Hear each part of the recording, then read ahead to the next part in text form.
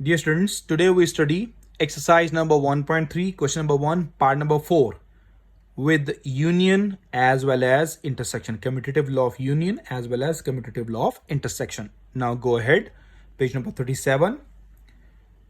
The sets E and O. E stands for the set of even numbers 2, 4, 6 and O set of odd numbers 1, 3, 5, 7, 9 and so on. We can just write dot dot dot so on.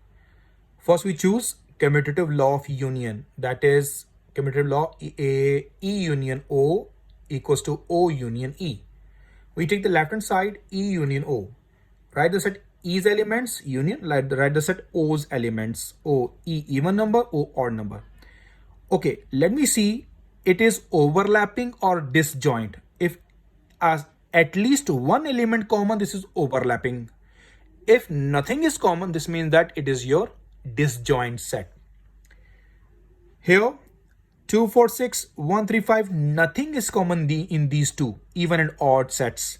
So this means that whenever we made the Venn diagram, we made disjoint sets as I represent inside this. See, E and O not overlapped, they are disjoint sets, E union O. Okay dear, so how we write the union? We can write the union to 1, 2, 3, 4, 5, 6 dot so on. So the answer of this union is write both set elements but not be repeated. So how we write inside the rectangular box? As I told, it is a disjoint set. Write disjoint sets E and O. Write set E's elements, write set O's elements. Simple that is. And simple you solve the right hand side in the same procedure. So left hand side equals to right hand side. Okay dear students, now we go same part number 4 with commutative law of intersection, page number 38. Commutative law of intersection, that is E intersection O is equals to O intersection E. I take the left hand side E intersection O.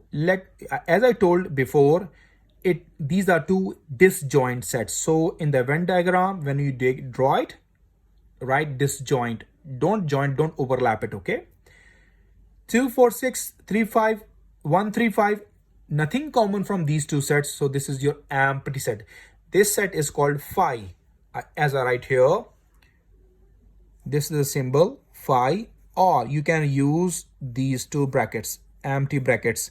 This stands for F-I-E, phi. Okay dear students, so E and O are the different sets. You can write the elements on set E, you can write the elements in set O. If you not want to write, it's no problem, it's okay. I just mention E and O. Right hand side, I take the right hand side O intersection E.